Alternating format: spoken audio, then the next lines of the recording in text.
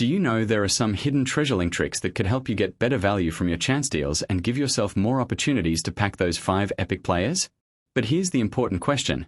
Which of these so-called pack opening tricks actually make sense, and which ones are simply community myths?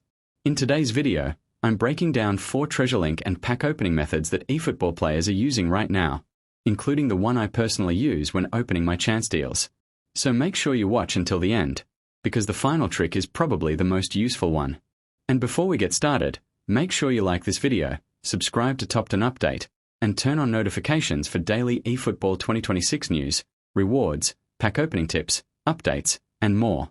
Now, let's start with the first mistake I see many players making: spending chance deals one by one. A lot of players grind for one chance deal, immediately enter the pack, and spin it. But personally, I wouldn't rush to do that.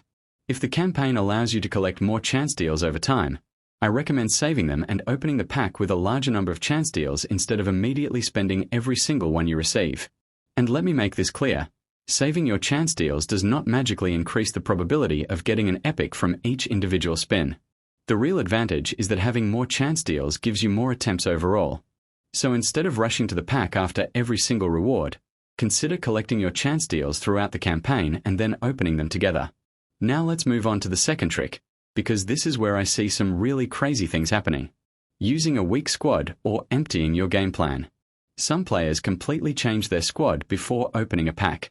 They put strikers into defensive positions, defenders into attack, remove players from their game plan, or even create an almost empty squad because they believe Konami will somehow notice that they need better players and give them an epic. But does this actually work? There is no reliable evidence that changing your formation, weakening your squad, or emptying your game plan increases your chances of getting an epic. So personally, I wouldn't waste time doing it. There were plenty of pack opening methods circulating in previous versions of eFootball, and some players genuinely believe they worked. But whenever a supposed trick becomes popular, that doesn't automatically mean it affects the pack probability. So instead of spending time rearranging your entire squad before every spin, just open the pack normally. And remember, if I discover any genuine glitch or unusual pack opening issue in the game, I'll bring the information straight to you here on TOPTENUPDATE. Now let's talk about the third trick: resetting the pack. Some players will open a certain number of chance deals, leave the pack, reset it, and then come back hoping the reset will somehow improve their chances of getting an epic. You may remember similar methods being discussed heavily in the community before, including the famous reset methods where players would reset a pack several times and then attempt another spin. But here's the important part. A previous glitch or unusual behavior does not mean the same method will work forever. If the current pack system has been patched or changed, repeatedly resetting the pack isn't going to magically guarantee you an epic. So I wouldn't recommend resetting your pack simply because someone claims it will increase your chances. If a genuine glitch appears and the community starts consistently confirming it through multiple reliable sources or livestream openings, that's a different situation. And if something like that happens, you already know TOPTENUPDATE will be covering it. Now, let's get into the fourth trick, because this is the one I personally pay the most attention to during my pack openings. Pack arrangement. When I'm opening a pack, I personally like to sort the players by position before I start spinning. And here's the method I use. When you first enter the pack, sort the players by position and check where the epic players are located.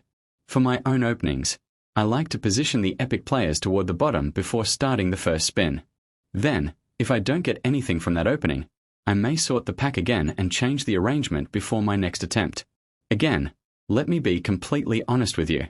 This is my personal pack opening method, not an officially confirmed Konami mechanic, and there is no guarantee that changing the player arrangement changes the actual probability of getting an epic.